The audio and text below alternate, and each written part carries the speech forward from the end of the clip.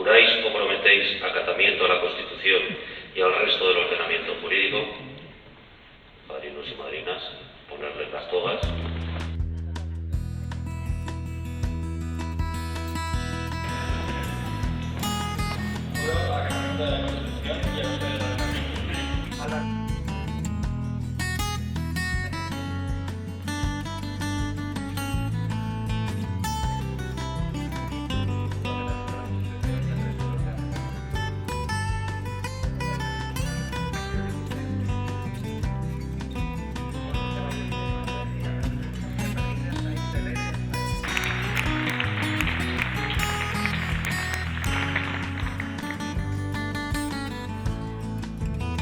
Yo no voy a gastar los 5 minutos saludando a las autoridades.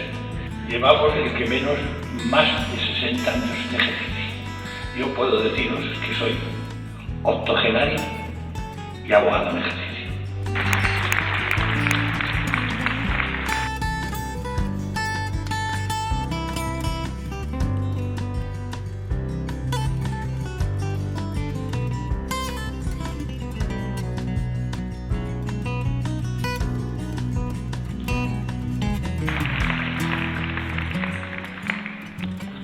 Vamos a proceder ahora a la imposición de la Gran Cruz al mérito en el servicio de la abogacía valenciana.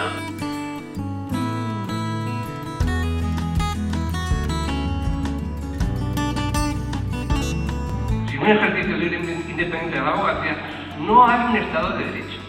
Felicitaciones y gracias.